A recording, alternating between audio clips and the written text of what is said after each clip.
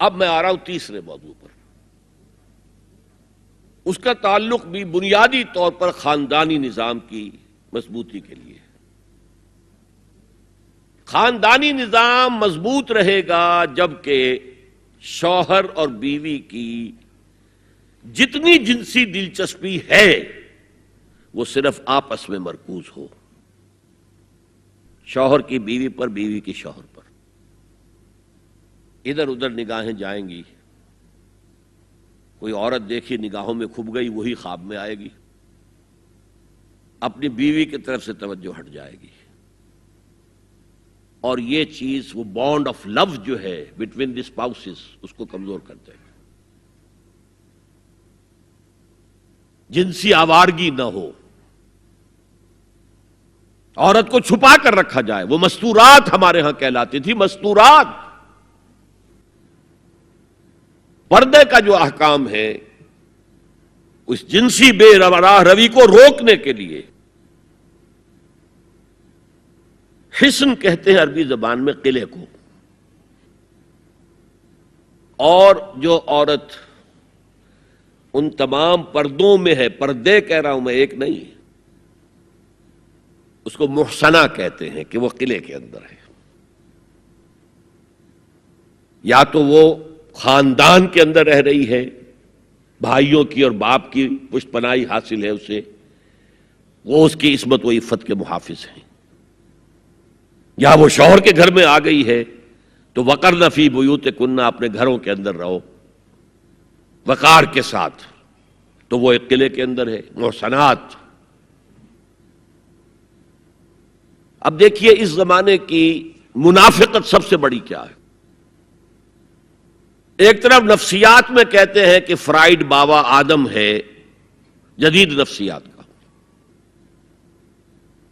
اور وہ کہتا ہے کہ انسانوں میں سب سے بڑا جذبہ، سب سے بڑا موٹیو جنسی ہے.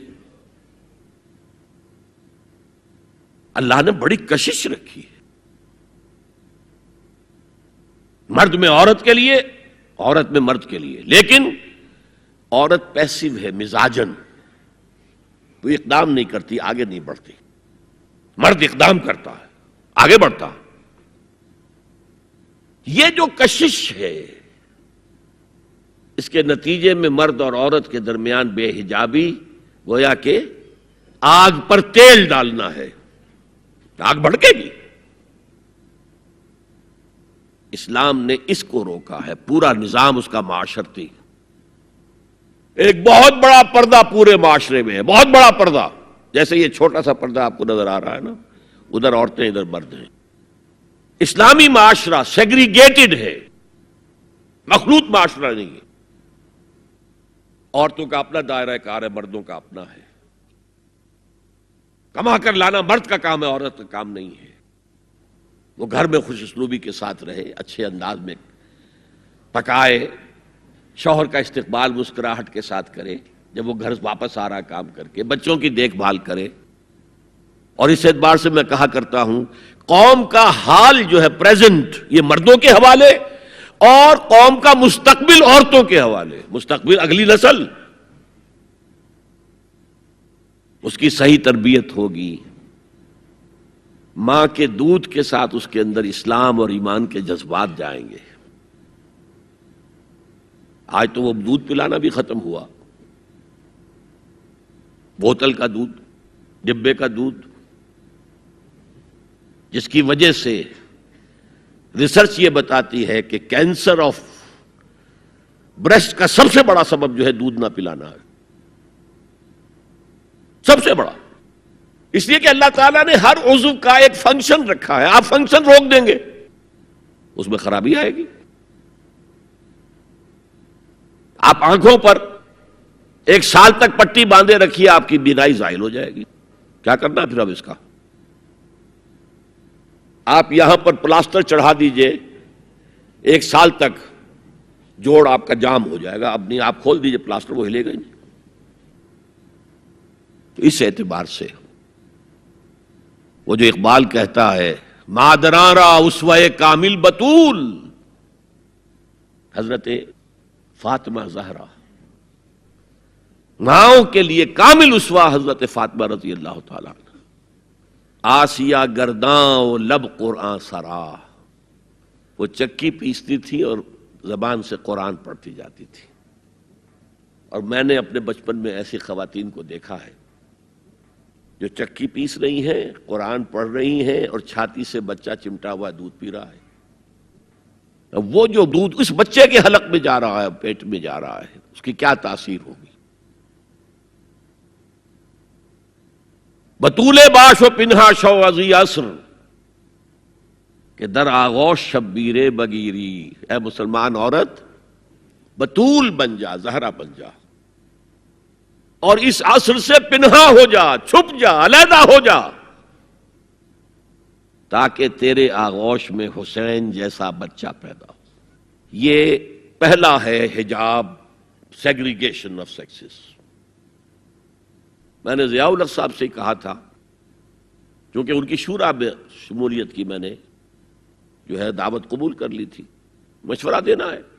میں اپنے مسجد کے ممبر سے بھی مشورے بھی دیتا ہوں، تنقیدیں بھی کرتا ہوں.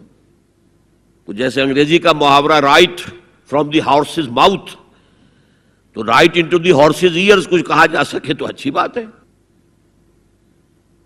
میں نے ان سے کہا آپ نے پی آئی اے کو ڈرائی کر دیا، شراب بند کر دی. اچھا کام کیا، بہت عمدہ کیا. دنیا تو یہی کہے گی نا کہ دقیانوسی ہیں، چلیے برداشت کریں. لیکن یہ ایئر ہوسٹسز جو جاتی ہیں کرو کے ساتھ اور 2 ہفتے باہر رہتی ہیں، یہ کون سے اسلام کی روح سے جائز ہے؟ عورت محرم کے بغیر حج کو نہیں جا سکتی، محرم کے بغیر عمرے کے لیے نہیں جا سکتی. اور یہ قانون تھا پاکستان میں. نے کہا آپ عورت کو نہیں جانے دیتے حج کے لیے، حالانکہ وہ ادھیڑ عمر کی ہوتی ہیں، عموماً بوڑھی ہوتی ہیں. ہمارے یہاں جوانی میں کون کرتا ہے حج؟ بہت شاس. یہ تو آپ کو نظر آئے گا جاوا، سماٹرا، انڈونیشیا، ملائیشیا، وہاں سے جوان جوڑے نکاح کے بعد پہلا کام حج. کہ ہمارے ہاں سے تو بڈھے ٹھیرے گئے ہوئے ہوتے، اور پہلے زمانے میں تو ان کو رخصت کر دیتے تھے کہ بس رخصت ہی ہو جائیں گے، یہ اب واپس نہیں آئیں گے. اب تو میں نے کہا یہ کون سا اسلام ہے؟ خاموش، چپ. میں نے کہا یہ ناشتے کی ٹرے اور کھانے کی ٹرے مرد نہیں رکھ سکتے سامنے.